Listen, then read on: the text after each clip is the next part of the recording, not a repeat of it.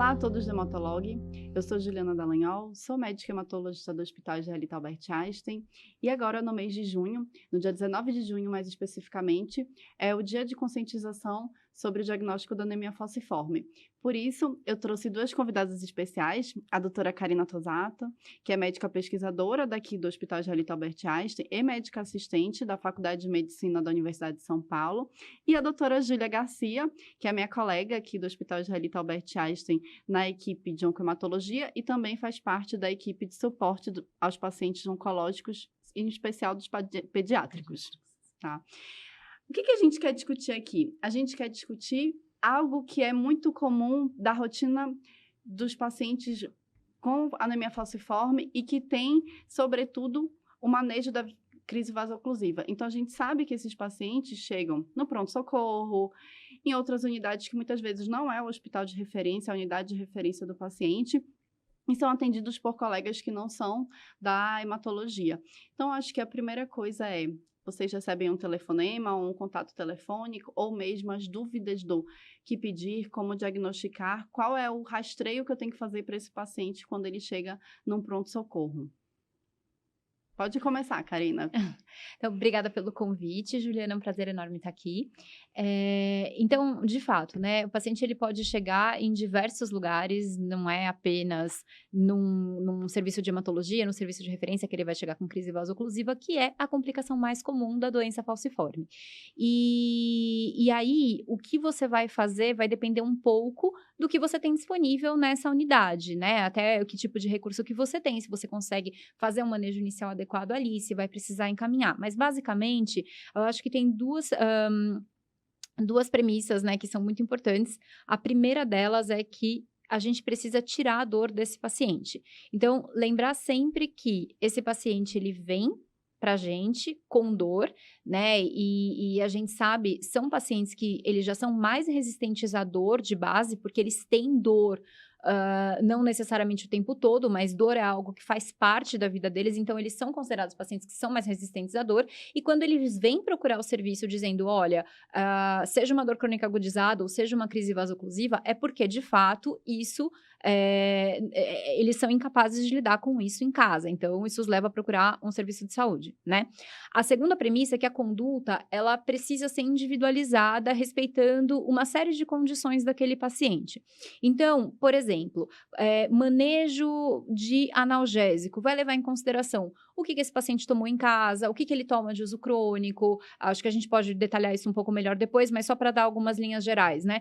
Se ele é alérgico a alguma coisa, se ele tem alguma comorbidade relacionada ou não à doença que contraindique algum tipo de medicamento, alergias, tudo isso. Da mesma forma, quando a gente pensa nesse manejo inicial, hidratação, exames, essas coisas, depende também de como ele chega.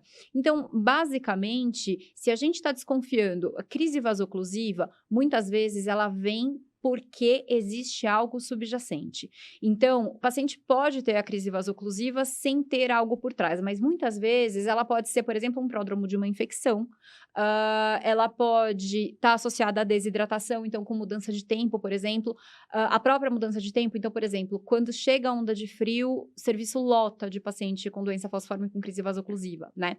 Então, a gente sempre tem que pensar em alguma coisa subjacente. Nesse contexto, infecção é uma causa relativamente comum de descompensação desses pacientes, e aí, se a gente está pensando que existe alguma coisa por trás, a gente vai pedir os exames de acordo com o que a nossa suspeita clínica. Então, por exemplo, o paciente chega com febre, a crise vasoclusiva pode dar febre, mas de repente ele tem algum sinal localizatório ali, tá com tosse, alguma outra coisa, tem uma disúria, então a gente vai manejar, né, e vai fazer esse rastreio de acordo com a clínica do paciente. Acho que em linhas gerais é isso. E algum cenário especial na pediatria? Eu acho que também na pediatria, a gente tem o paciente ele pode vir com uma dor, uma crise simples, né, no sentido que eu posso ter pós-educação física na escola, ou se foi para piscina e depois esfriou também, né, acho que tem várias situações que é do cotidiano da criança que às vezes pode desencadear a crise. A hidratação também. Então, é importante que quem vai avaliar esse paciente tenha noção um pouco do que é a anemia falciforme para fazer uma história, né, bem feita e direcionar isso, né? Então, não tem algum, tudo é direcionado com guidelines, mas a gente consegue individualizar para a situação, a coleta de exames e também na pesquisa de coisas subjacentes, como a Karina falou, né? E acho que, além disso, para a gente poder também classificar a dor na pediatria é um pouco diferente do adulto. Então, dependendo da faixa etária da criança, ela não vai estar falando, explicando exatamente aonde dói. Então, vai ser um choro, uma irritabilidade. A gente tem escalas daí de dor adaptada, né, para a faixa etária pediátrica, que precisa ser usada no cenário da urgência e emergência para esse tipo de paciente. E com isso a gente poder acessar as escadas de analgesia, que acho que a gente vai falar depois aqui, né? Então, acho que é um pouco isso na pediatria. E alvo de hidratação, vocês hidratam todo mundo? Fica meio polêmico isso também, né? Acho que assim, antes vinha, né, com essa ideia de hidratação, mas agora também é individualizado e a ideia é que o paciente se mantenha euvolêmico, né? Não estou interessada numa grande hidratação, né? Então, às vezes, nas primeiras horas da criança, a gente deixa um pouco, mas no basal, um pouco até menos que o basal, até poder estar tomando líquido bem, né? Porque se chega com muita dor, também não está se hidratando adequadamente, né? Agora, se a criança está conseguindo tomar líquido rapidamente, ou se é um adolescente, né, maior, então a gente não precisa necessariamente todos os pacientes entrar com uma hidratação super vigorosa, né? Assim, de guideline, não existe uma indicação formal de você fazer hidratação endovenosa para todo mundo, né? O que se preconiza é, se o paciente consegue fazer hidratação por via oral, está consciente, orientado, pode beber água, você deixa ele fazer hidratação por via oral. Se existe algum impedimento para que ele receba essa hidratação por via oral, aí sim a gente faria por via endovenosa. Acho que uma coisa só que tem que, às vezes, pensar é quando muda muito rápido a temperatura, às vezes onda de calor, como a gente teve agora, né, esse último ano. Isso, às vezes, pode levar à desidratação. Então, tomar um certo cuidado com isso, avaliar bem o estado de hidratação do paciente, né, mas, assim, não existe uma recomendação formal para que todo paciente em crise vasoclusiva receba hidratação endovenosa.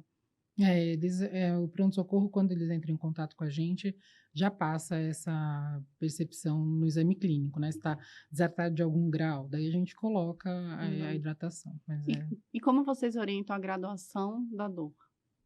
E aí a escolha do analgésico? Em geral, os pacientes, eles não vai ser a primeira crise, né? Pode ser bebezinho que você pega, mas são pacientes que têm uma dor crônica já, né? Então, a gente consegue educá-los para que refiram, né, e que dor que está tendo. Então, na escala de 0 a 10 ou na escala visual, né, para pediatria, para que a gente consiga classificar em leve, moderado e grave. Mas o paciente que já tem um acompanhamento de anemia falciforme, ele tem orientação de começar a analgesia em casa, né, um analgésico simples, anti-inflamatório às vezes. Então, para ele chegar no pronto-socorro é porque ele não está controlando com essas etapas iniciais. Então, essa dor, em geral, ela é classificada de moderada a grave, né? E nesse score. Daí, a primeira opção que a gente tem para ser feita inicialmente seria o opioide, né? Nesses casos. E são pacientes que, inclusive, estão dentro da escada analgésica já com adjuvantes, né? Para diminuir também esse limiar e essas crises mais leves, você conseguir controlar em casa, como os gabapentinoides ou antidepressivos também. Então, são pacientes que vêm porque estão precisando mesmo de uma analgesia mais potente aí dentro do hospital. E a gente está falando muito, né, porque a gente começou a falar sobre pacientes que estão no hospital, mas o que vocês orientam quando uma mãe ou quando o próprio paciente liga para vocês e fala, estou com dor? Nesse momento, vocês já explicam como fazer o resgate? Vocês já dão essa orientação prévia? Qual é a orientação de procurar um serviço de urgência? Olha, é, de novo, bastante individualizado, depende de uma série de fatores, mas assim, eu sempre tento saber um pouco as características da dor, né? O que está acontecendo com esse paciente, mas se eu acho que eu preciso de uma avaliação médica e eu não tenho como avaliá-lo, eu peço sim para que ele procure um serviço de saúde e ele seja avaliado de acordo. Então, por exemplo, como eu falei, uma crise que parece ter uma causa subjacente, então precisa de avaliação. Uma crise que foge do padrão daquele paciente. Às vezes acontece, né? A gente estava até conversando disso um pouco agora, que a gente conhece esses pacientes. Então, você sabe quando aquilo ali está fora do padrão do paciente. Então, é uma coisa que às vezes está saindo do padrão. Não é normalmente o que ele conta para você. Ou uma crise que realmente ele já esgotou as possibilidades que ele tinha em casa, né? A gente, nos adultos, a gente usa 7 como um número mágico. Aí da escala de dor, que vai entre 0 a 10, 7 é o número mágico para a gente dizer, a partir de 7 a gente poderia considerar entrar com opioide, né? Uhum. Mas a gente, de novo, né, individualiza isso. Se o paciente está com uma dor muito forte, já usou analgésico em casa, não conseguiu controlar, eu peço que ele vá, sim, para um serviço de saúde, seja avaliado, e aí o colega, se precisar, pode buscar ajuda, pode falar com a gente para ter esse apoio para tomar decisão terapêutica. Uhum, certo. E algum cenário é mais preocupante no manejo da crise vasoclusiva? Pronto, dessaturação, te chama a atenção para algum outro diagnóstico, algum exame que vai te direcionar para exame contrastado, por exemplo? Como vocês orientam nesses casos?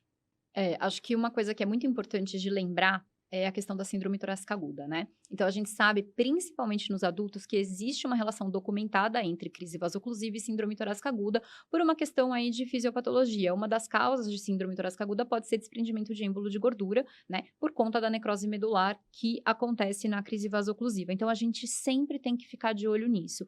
E aí, de fato, o paciente que chega com uma dor torácica importante, o paciente que chega com dessaturação, que tenha aí algum quadro respiratório associado, a gente tem que ficar com a pulga atrás da orelha e falar, olha, talvez isso seja uma síndrome torácica aguda, né? Então, os critérios para síndrome torácica aguda, eles foram evoluindo e eles são muito amplos, porque sintoma respiratório e consolidação nova no exame de imagem, que é o raio-x. Mas sintoma respiratório é uma coisa ampla, então pode ser dessaturação, pode ser taquipneia, pode ser tosse, enfim. Quando o paciente tem um sintoma respiratório, o ideal é que a gente busque documentar, fazer um raio-x e excluir a síndrome torácica aguda, sabendo que às vezes a imagem ela pode ser negativa no começo e depois isso pode evoluir. Uhum. Então, se o paciente, você fez, excluiu, mas enfim, o paciente ele pode requerer uma reavaliação precoce, clínica e eventualmente de imagem também. Então, tem que ficar um pouco de olho, porque a crise vasoclusiva ela pode evoluir no curso dela, a síndrome torácica aguda pode ser uma complicação de crise vasoclusiva. Certo. Eu acho que o que modifica um pouco na pediatria é que às vezes os pacientes eles têm uma crise de broncoespasmo, uma pneumonia viral e não necessariamente é uma crise vasoclusiva, mas a gente age de acordo, né, no momento zero, na vigência de qualquer um desses sinais e sintomas, como a Karina falou, né? Então, o raciocínio é o mesmo, porque pode ser uma complicação mais grave, né? Então, a gente orienta, né, para como se fosse uma síndrome torácica aguda. Na alta, você excluindo esse diagnóstico, depois a gente coloca, não foi, acho que foi só uma sibilância ou alguma outra situação que não a síndrome torácica. E a relação, assim, com sequestro esplênico na pediatria? Na pediatria, você tem idade mais baixa para acontecer, né, o sequestro esplênico. Então, uma coisa que é importante, que eu acho que a gente tem que, no nosso país, né, principalmente deixar um pouco mais de autonomia para os pais, né, a gente, desde as primeiras consultas, você já explicando como que você vai medir, como que você vai avaliar a criança. Então, a palpação abdominal da criança com anemia falciforme, para que no momento que haja um aumento, né, porque é uma coisa aguda, né, se de repente está bem, uma dor ou palidez, e você leva para lá. Então, eu preciso ter um basal disso para que eles possam pensar nesse diagnóstico e procurar o serviço, né? Porque é uma urgência também, né? Então, isso eu acho bem legal de fazer. A gente está agora também acompanhando, que é um bebê, né?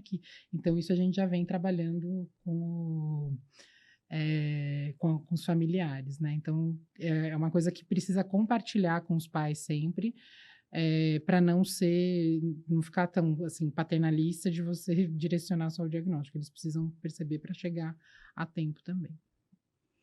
E uma dúvida que eu tenho frequente é sobre a anticoagulação. Então, assim, anticoagulação profilática, claro, né? Mas vocês percebem no momento se você indica internação, paciente com vaso oclusivo, como vocês manejam a parte da anticoagulação desse paciente e aumento de risco de evento tromboembólico? Na verdade, vai acabar caindo um pouco na questão de você ter baixo risco, médio risco, alto risco, né? Lembrar que, de fato, a doença falciforme, ela tem um aumento de risco de fenômeno tromboembólico por si só, né? Então, já é uma grande preocupação. E aí vai depender um pouco se o paciente já teve algum evento, se não teve algum evento, mas tem algumas coisas que a gente precisa fazer para ajudar. Então, medidas mecânicas, uso de meia elástica, tudo isso a gente pode pensar, claro, né? Tem a questão de ter úlcera de perna, por exemplo, então tem essas observações a serem feitas, mas deambulação precoce é uma coisa que é muito importante. E pegando esse gancho, uma coisa que é muito importante também é a parte respiratória. Síndrome torácica aguda é algo que é extremamente associado à internação hospitalar do paciente falciforme. Então, você fazer algumas medidas precoces, por exemplo, espirometria, para que o paciente ele diminua o risco do seu paciente de ter síndrome torácica aguda, também é uma coisa que é importante, tá? Mas a profilaxia, de novo, ela tem que ser individualizada aí de acordo com o que o paciente já teve. Então, já teve trombose, não teve trombose, enfim, isso vai acabar... É desse jeito que a gente vai manejar, tá? Não tem uma coisa, um guideline próprio para a doença falciforme relacionado a isso na internação. Tá. E outra dúvida frequente, né? Então, assim, paciente não, seja síndrome torácica aguda ou na vasoclusiva, vai ter algum contexto que vocês vão indicar troca simples?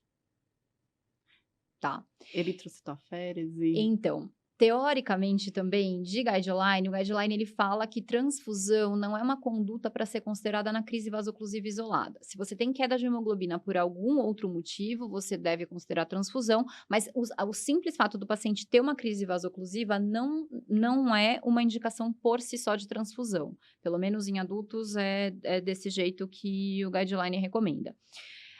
Você vai olhar um pouco a evolução do seu paciente, né? Então, como que ele está evoluindo? Existe uma causa subjacente? Existe uma outra coisa que o faça cair muito a hemoglobina? Então, por exemplo, na pediatria, um sequestro esplênico, por exemplo, uma infecção que fez cair a hemoglobina porque exigiu mais da medula, eventualmente uma hemólise, por exemplo, uma hemólise tardia pós-transfusional, alguma coisa assim. Parvovirose? Então, uma parvovirose. Então, a gente vai ter que olhar para isso para poder decidir o manejo transfusional. Na síndrome torácica aguda, isso é um pouco mais bem estabelecido. Então, você tem alguns critérios, sim, para indicar transfusão de troca. A gente tem que manter a hemoglobina ali pelo menos em 9. E aí, existem alguns guidelines, não é um só, que orientam as indicações da transfusão de troca, mas, para resumir, é o paciente que não está evoluindo bem. Então, o paciente que está dependente de oxigênio, o paciente que tem doença multilobar, esse paciente PO2 baixa na gaso, esse paciente é um paciente para quem pode ser considerado assim a transfusão de troca. Tá? Esses guidelines, eles não são totalmente convergentes nas indicações, mas eles convergem nessa questão de que o paciente grave, que não está evoluindo bem, é o que vai se beneficiar. Mas troca, não eritrocitoférese.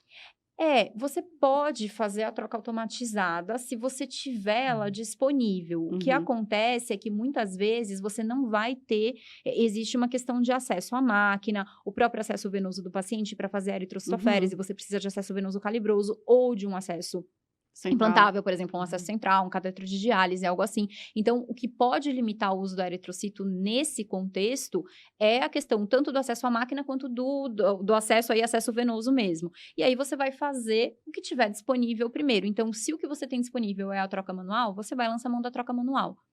Certo. Mas acho que sempre que tiver disponível a eritrocitoférese, ela é mais precisa Sim. E acho que precisa usar, né, nessas situações mais graves. Sim. E aí, se eu indico, eu tenho um alvo de HBS ao término do procedimento?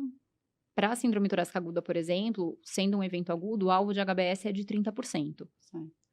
Mas não quer dizer que o paciente que teve uma síndrome torácica aguda, ele vai ficar dependente de transfusão depois. Então, o fato de ter tido não necessariamente vai indicar transfusão de troca crônica. A gente está falando de um alvo ali durante a intercorrência. Saiu da intercorrência, de novo, a conduta vai ser individualizada, mas via de regra esse paciente não vai entrar em esquema de transfusão. Muito bom.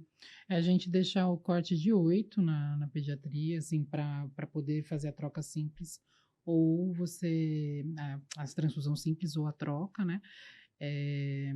E realmente, assim, depende um pouco também de como a doença se manifesta no paciente, né? Um paciente que a gente já conhece. Então, mesmo que seja uma crise vasoclusiva, se vê que ele está muito hemolizando, está muito abaixo do basal, né? Esse paciente você não consegue deshospitalizar, a gente acaba fazendo a transfusão, né? Então, é um pouco meio parecido também, né? Com a pediatria. E a sua conduta, vocês acabaram de falar que não muda fazer esquema da feita que passa o evento agudo. E a recorrência do episódio? Então, quando você tem 2 ou mais episódios de síndrome torácica aguda, isso muda a sua conduta no segmento do paciente com relação a fazer, então, o esquema de transfusão contínuo, como se fosse no AVC? Assim, normalmente não. Porque normalmente o que acontece é que você tem que dar uma olhada no todo desse paciente. Por que ele está tendo síndrome torácica aguda? Por que ele está descompensando? Então, tem que tentar achar a causa da descompensação. E uma coisa que é importante é olhar para uso de hidroxiureia, dose de hidroxiureia, dose, tudo é individualizado no falciforme, assim, acho que a grande mensagem desse podcast talvez seja essa, mas a dose de hidreia, ela também é individualizada, porque a gente faz a dose em miligrama por quilo por dia, inclusive para o adulto, então, o paciente está na dose máxima dele, na dose máxima tolerada, então isso é uma coisa a se considerar. Outra coisa importante, a aderência ao tratamento, então, o que a gente vê muito é que muitos pacientes, quando eles perdem a aderência ao tratamento, eles começam a descompensar. A transfusão de troca, ela é maravilhosa para as indicações dela. Então, ela previne recorrência, por exemplo, de AVC isquêmico. O paciente que teve um AVC isquêmico, ele vai ser colocado na transfusão de troca aí para toda a vida. Só que é esse o problema, você vai colocar o paciente para toda a vida. Então, você muda o tratamento dele. Isso tem uma série de implicações para a qualidade de vida do paciente, para a questão de dias que ele perde de trabalho, no caso dos adultos, né, escola para as crianças, e tem as questões de sobrecarga de ferro e a imunização. Então, esta conduta, ela até pode existir, mas normalmente ela é uma grande exceção, assim, paciente que não tolera hidroxiureia de jeito nenhum, tá fazendo várias síndromes torácicas agudas, aí a gente pode pensar, mas o ideal é que a gente otimize o uso de hidroxiureia para esse paciente antes de pensar em colocar em programa transfusional. E na pediatria a gente tem também, em relação à síndrome torácica aguda, você tem alguns gatilhos que pode ser infecções virais ou crises de sibilância, dependendo da faixa etária também. Então, você tem um acompanhamento, às vezes, a gente deixa em conjunto com o pneumo quando precisa, né? Ou a gente mesmo faz para corrigir isso e também o ajuste da hidroxiureia. Acho que pode ser que nas internações às vezes precisa, né? Quando o paciente fica mais grave, mas não sai recebendo de rotina também não, né? Legal. E tem alguma mensagem que vocês acham que a gente deixou de abordar aqui? Nossa, acho que não. Acho que essas perguntas foram ótimas, Ju. Eu acho que, sendo da conscientização, acho que a gente tem que lembrar do encaminhamento, né, com o teste do pezinho, porque ainda assim, às vezes a gente chega com a pessoa sem checar e na primeira crise de polidactilite, tudo. Então, acho que precisa manter, né, o que a gente vem fazendo como triagem para que a gente consiga pegar esse paciente antes de qualquer manifestação para fazer as coisas bem certinhas. E acho que do lado dos adultos lembrar, né, dessa questão da avaliação individualizada e lembrar que esse paciente, ele é um paciente com dor, ele é um paciente que está sofrendo ali com dor, né, existe todo um estigma relacionado à questão do doente, né, do paciente com doença falciforme na urgência, e acho que isso é uma coisa que precisa ser vista com olhos de muita empatia para alguém que convive com dor e que quando exacerba precisa buscar ajuda e essa ajuda precisa ser dada. Isso eu concordo muito, porque às vezes nesse paciente crônico, né, e às vezes nas faixas etárias mais baixas não, mas as pessoas às vezes que estão avaliando inicialmente o paciente duvida um pouco, né, se está com dor ou não. Então, eu não acho que todo mundo mente, eu acho que as pessoas procuram porque elas estão com necessidade. Então, a partir da primeira avaliação, de você tirar daquela situação que está muito grávida, aí acho que você avalia. A gente está muito longe no nosso país de ter essa questão que é vista lá fora nos Estados Unidos, de crise de opioide, a gente usa muito pouco ainda. Então, a gente precisa olhar, né, para o paciente um pouco diferente disso, né? Então, tá com dor. Tem dor, né, na anemia falciforme. É isso aí. Muito legal. Então, obrigada, Karina. Obrigada, Júlia. Espero que vocês venham mais vezes para a gente conversar um pouquinho de falciforme, a qualquer outro tema de hematologia que a gente acha interessante de compartilhar. Tá bom. Obrigada. Obrigada.